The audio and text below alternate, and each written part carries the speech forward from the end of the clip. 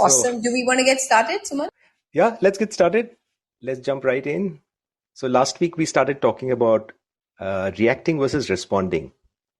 We looked at different things. We looked at what is the difference, why is it important in the first place, and what causes it, right? So today we're going to talk about the next part, which is the important part. Is okay, we understand all this, but what do you do about it? I've said this before. These things are actually easier said than done. It's pretty hard. So let me give you an example.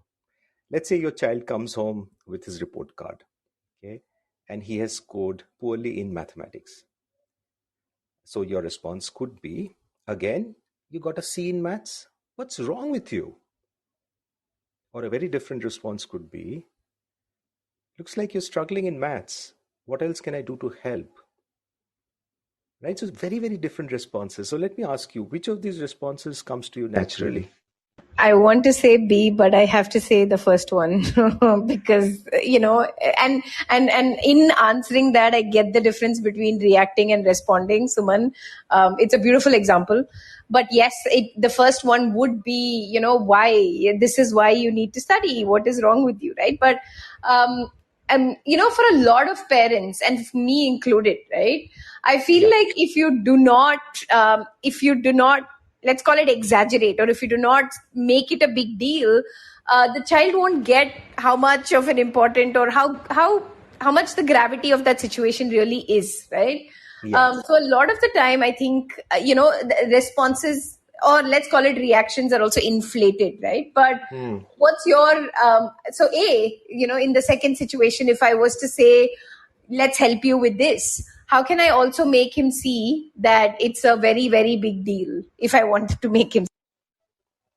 That's a very fair point you're bringing up. So on the first one, first of all, thanks for being candid, because as you rightly said, you want to say B, but it's A, and I think that is true for all of us, right? We would love it to be B, but often it is A. In terms of your child not understanding the gravity of the situation, if you just make it so smooth and plain, right, and not talk about the emotion, that's a very fair point, and the emotion is often justified, right? Especially if this has happened before. Now, how do we typically convey our emotions? You're not concentrating on maths. You're just not interested in studies. And if you're really upset, it could be like even worse. You're useless. Why is this happening to you? Instead, we can use I and not you.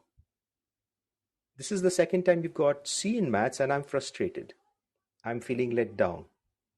See, the thing is, we talked about the fight or flight response the last time around.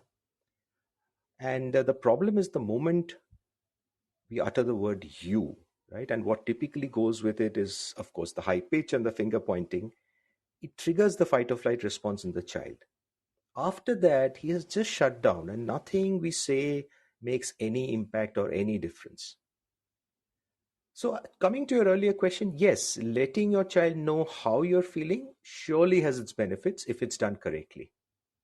So let me take a pause. Is that making sense? Yeah, absolutely. Right. And I think I like what you're talking about, what you said about the flight or fright and a threat situation, because the minute even trying to tell them the gravity of it makes it a threat situation, right, for them. And they're also reacting. So it's basically in this whole, in communication, if both parties are reacting and you trust a child to react, right, rather than respond, I can see the difficulties in that conversation, right, Suman? Exactly. Absolutely. I fully agree. Hi, Shambhavi. Do you have anything to add? We're talking about reacting and responding. Okay, ma'am, I'm new to it, so I haven't heard your previous conversation. That's fine. You jump in whenever you want to jump in with any point. Yeah? Sure. Go ahead, Suman. Okay. So, I talked about these 2, 3 different ways we react. Now, what happens if the emotions are too strong, right? Then it's very difficult to not react. It's good to say we respond, but the emotions sometimes can be very, very powerful. So it will come out in its, some way or the other. So the question is, what do we do about that? And at that brings me to one of the strategies, and probably the most important one, and that is to take a pause. If the emotions are too strong to handle at that point, we can actually postpone the discussion. So just building on what we said earlier, if I can say right now I'm feeling frustrated and I'm going to take a walk to calm down. Let's speak after that. And now that's an excellent response, because what it's doing is uh, you're I'm conveying what I'm feeling. I'm also being mindful. I'm aware that I'm feeling overwhelmed right now with emotions. And I'm having the presence of mind to temporarily walk away from the situation. I'm not walking away, it's only temporary, because I'm also stating that let's speak after I'm back. Okay. And this is a great strategy. I could, just go for a walk. I could exercise. I could even sleep over it, right? And discuss it the next day. So what happens is, in the fight or flight, we talked about the amygdala, right? Last time. Now, and these are small, small things like, they say when you're angry, you count till 10. And there is a reason why we do that. Because when the amygdala hijacks our brain, it really cuts off the link to the neurocortex or the thinking brain. Um, and that is the thing that you're trying to prevent, because once that happens, we're not thinking. How often have we done something, the heat of the moment, and later on wondering, hey, how did I even do that? What was I thinking? And the answer is very simple. You were not thinking, right? Uh, so if you have to keep the thinking brain intact, we have to kind of use some of these strategies, right? Maybe counting till 10. Essentially, you're trying to keep that connection. So since we're on the topic of pause, let me take a pause here. Hey, Suman. So I think very, very nice, right? And so many people have talked about how a pause is very, very important. And, you're talking about how, emotions take control of the situation, and that's in most cases, right? Emotions kind of dictate our actions. And, Yeah. and and I don't want to say it's almost wired that we respond emotionally, right? And not, emotionally from a brain perspective. And, Yes. it takes a lot. It takes a muscle that you exercise again and again and again to be able to pause when everything is driving you to respond or react at that time, right? And emotions being the number one driver of what is making you react at that point, right? So Absolutely. how can we build this muscle, right? So what else can I do to move? One is pause, right? But even that is only going to happen if we train ourselves to do it, because like we said, it's not natural. So how does one train themselves to do it? What is Okay, so all of these things that we typically need to do, again, we need to teach ourselves because it doesn't come naturally. Now, remember, we talked of hot buttons in the previous session. Yep. And Yep. I think most of the reacting happens because of our hot buttons. It could be situations or it could be people. So, in my mind, understanding our hot buttons, being aware of them, is the first step in moving towards responding. Right? We need to ask ourselves why. There has to be some reflection. Why am I reacting the way I'm reacting? And there, I think a very practical strategy could be to maybe keeping a diary. Yeah. In the end of the day, maybe we could just jot down what worked for me and what could have been better. And the more we dig into it, the better it is, because it really helps us to reflect. And once we do that, we can see what's happening and course correct.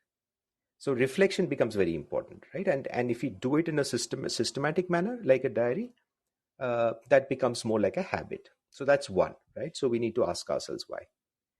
The second, what we can do is we can label our emotions, right? Uh, Remember in empathy, we talked about don't label people, right? So here it's the opposite. We need to label our emotions. And earlier I talked about this, the amygdala hijack, that it cuts the link off. And research has shown that once you label your emotions, it actually suppresses those emotions. So it's a very subtle change, but it's the difference could be in me telling myself I'm angry versus I'm feeling anger. Okay, so when I'm feeling anger, uh, the anger is not me. There is a certain sense of detachment, right? So I'm labeling it, and by labeling it, actually, I'm controlling it to quite an extent. So Am I angry? Is it frustration? Is it grief? It's easier to process an emotion when we consciously put a name to it. As they say, name it to tame it. Oh, nice. I like that. Name it to tame it. And I think it's important, Suman, what you're saying, because so we've known, right, through the best measure we have so far of emotions is self-report. We know how we're feeling at most points, right? And Yeah. if even if you stop for a microsecond to kind of process the emotion that you're feeling, Mm-hmm. rather than given, and when I say given to it, rather than react, right? Yeah. And rather than your behavior being wholly determined by the emotion, I Yeah. think it's interesting because you have a handle on whether it's going to lead into destructive approach or whether it's going to lead into avoidance or so on and so forth, right?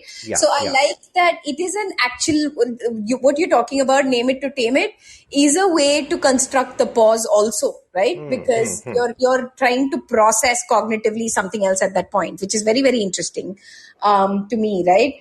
But again, so all of our conversations, right? And I'm not saying, Suman, with you, I'm saying a lot of behavior science based conversations also somehow, right, end up in this zone of mindfulness, right? We've talked about stress before, we've talked about anxiety, we've talked about building the muscle, right? Like we talked about empathy. All of it comes back to being mindful, being self-aware. What's your take on this, right? Is it the one thing, one whatever the solution that solves them? I think you're very right. This whole thing we're talking about goes back to mindfulness. A lot of these things I've been talking about happens when we're mindful. We need to practice mindfulness, which really, if we distill it to the core, is nothing more than uh, our ability to focus, concentrate, avoid distractions. That's what we're trying to do. And by doing that, we're trying to come out of autopilot so that we give an apt response to the situation, right? So it's not a auto response that we're giving. A few conditions or prerequisites could be we know we need to criticize performance only, not the person. It's important because often when in the heat of the moment we tend to criticize the person, and even if you are not doing it, the other person perceives it to be a threat or an attack on that person. So we have to be very mindful of that, right? So we can challenge the person but not threaten. We have to ask ourselves what the desired outcome is, and then choose from a list of responses most likely which will get us there. See, once we've avoided the autopilot, it takes us to a different area altogether about leadership, which is about communication. It is about critical thinking, knowing how to give feedback. Okay, and that's a different topic, and when we'll tackle it in a different session. I'm just reminded of a quote by Craig Ferguson. He said, uh, "Ask yourself the three things you must always ask yourself before you say anything. Number one, does this need to be said? Number two, does this need to be said by me? And number three, does this need to be said by me now?" And I find it fascinating for a couple of reasons. One is it sounds so simple, and there are three loaded questions in there. But more interesting because Craig is a comedian and a television personality. And he says that it took him 3 marriages to learn this lesson. Okay. And it's so, yes, absolutely. It is about mindfulness. That's lovely. Shambhavi, Praful, Bajrang, if you have any thoughts. मैं आप सभी की बात सुन रहा था। क्या हिंदी सही रहेगी? क्योंकि Absolutely. मैं थोड़ा हिंदी में ज्यादा कंफर्टेबल हूँ। मैं एक बात सोच रहा था कि जो हमारा रिएक्शन होता है ना, जैसे दिव्या मैम ने बताया कि जस्ट इंस्टेंटेनियस होता है कि भाई हमने कोई चीज देखी या हमारे साथ कोई बात हुई, तो उसके बाद जस्ट हमारा जो कोई भी एक्सप्रेशन या रिएक्शन होता है वो जस्ट, और रिस्पॉन्ड करने के लिए ना हम थोड़ा टाइम लेते हैं, सोचते हैं उस बारे में। तो मेरा मानना है कि जो रिएक्शन होता है ना, जो हम रिएक्ट करते हैं वो ऑनेस्ट होता है, और रिस्पॉन्डिंग के साथ इतना जरूरी नहीं है कि वो ऑनेस्ट भी हो सकता है। और हम क्या पता, लोगों के लिए अलग अलग होता है कि भाई कुछ लोग, जैसे आमतौर पे हम नेता लोगों को देखते हैं, भाई कोई भी टफ क्वेश्चन या कुछ भी आता है तो एक आम पब्लिक के रिएक्शन कुछ अलग होगी, लेकिन अगर आप किसी बढ़िया पोजीशन पे हैं तो वहां पे आपका जो रिस्पॉन्स होगा ना, जो आप मतलब देखते हैं कि वो कुछ सोच समझ के बोलते हैं, तो मुझे लगता है कि जो रिएक्शन है वो ज्यादा ऑनेस्ट रहते हैं। किसी को भी अगर देखना है, किसी के बारे में अगर जानना है, इनसाइट देखनी है, तो उसका रिएक्शन ज्यादा देखना चाहिए। Actually, रिस्पॉन्स Bajrang, करें। that's बहुत अच्छा बात किया आपने. I think that's a lovely point, Suman. Lots of times responses are very calculated, whereas reactions are much more honest, right? What do हाँ, That's a great question, Bajrang.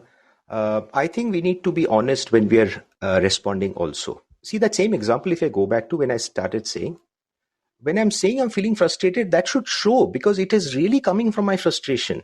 The difference, what I'm trying to say, is that instead of using the word you, I make it about myself. Hey, this is the second time you've got to see, and I'm really feeling frustrated. I'm really feeling let down. I'm really feeling angry right now. Okay, and we need to have a discussion around this. There is complete honesty in this discussion. The point is we have to train ourselves to make it about ourselves and not use the word you and not finger point at the other person, because the moment we do that, we break the connect. मुझे लगता है कि जो respond करना चाहिए ना, वो आसपास की सर्कमस्टांसेस या सराउंड कैसी है उसको उसके हिसाब से हमें रिस्पॉन्ड करना चाहिए। लेकिन रिएक्शन है ना, वो इनवॉलेंट्री है। जैसे समवी मैम को मैं थोड़ा जानता हूँ कि ये बायो की स्टूडेंट है, तो ये जानती है कि इनवॉलेंट्री और वॉलेंट्री क्या होता है। तो मुझे लगता है कि जो रिएक्शन है ना, वो इनवॉलेंट्री है। जैसा दिव्या मैम कह रही थी कि वो अपने आप निकल जाता है कि आप इस बारे में सोचते नहीं हो। एक्चुअल में टाइम भी नहीं पता चलता। अचानक से मान लीजिए मैं कुछ किसी को देख के बहुत खुश होता हूँ, तो अगर वो मुझे काफी टाइम बाद मिलता है तो अपने आप ही, क्योंकि मेरा ब्रेन अपने आप ही प्रोसेस कर देता है उस चीज को कि हाँ, इस शख्स को देख के मुझे खुश होना चाहिए, तो वो रिएक्शन मेरा खुश वाला होगा। लेकिन मान लीजिए मैं किसी ऐसी जगह पे हूँ कि जहाँ पे मैं मतलब जोर जोर से हंस नहीं सकता, तो वो थोड़ा रिस्पॉन्डिंग मुझे लगता है कि भाई आसपास की जो सिचुएशन है ना उसको देख के होता है। See, you may be bring in मैं गलत another हो सकता angle हूँ। to this, which is about negative reaction versus positive reaction. And I think that's good you're clarifying, because if it's a positive reaction, there is no harm in reacting, right? If if my son scores well and he's got an A, of course I will react immediately because it's all positive. The Yeah. problem happens when I'm negatively reacting. And the whole thing we are talking about is how do we move from a negative reaction to a response wherein we are still kind of trying to improve both sides. Does that make sense? Yeah, I also quite agree with you, but see, I have a very different opinion. What I think Ma'am, is, uh, what sorry Go if ahead, I can Rafi. interrupt. Yeah, what I think is actually, I believe that we have to analyze a sort of pattern in the reactions. Then only we can say something. And my decision always says that my experiment has says that no matter how you calculate everything, most of the time the inherent qualities of a particular person or क्या 5 institution minute और extend हो सकता है ये? always sorry to dominate. Interrupt. It always dominate, and this plays a very important role in also all the efforts, whether you take political party, whether you take institution, whether you take person, the pattern repeats itself. So I don't think so that the instinct, a person can hide his instinct for a long time. Okay. And that's why I started saying that it's incredibly hard to do, but it's possible, right? So I think what you're saying is very true. Most of us tend to react. But if you look at leaders, and when I say leaders, not just in the corporate world, anywhere, right? The people who have made it big, the people who have been really successful have been able to tame their emotions, right? And able to respond. You talked about politicians, right? The most successful politicians don't react, and they can't react because their people are always throwing stones at them, but they have figured out a way how to respond. So this is not easy. For once, let's all be clear. This is not easy for any of us, and I mean that for any of us, it's not easy. But the point is, we can start taking baby steps to move towards that direction. Fair enough. Okay. I think we have addressed the questions with just a few seconds left. Yes. But this was great. I think you can see we should definitely continue the conversation. It's something that a lot of people clearly are struggling with, right, Suman? Absolutely. Shambhavi, I know we didn't have a chance to talk to you, but please join the next episode so that we can also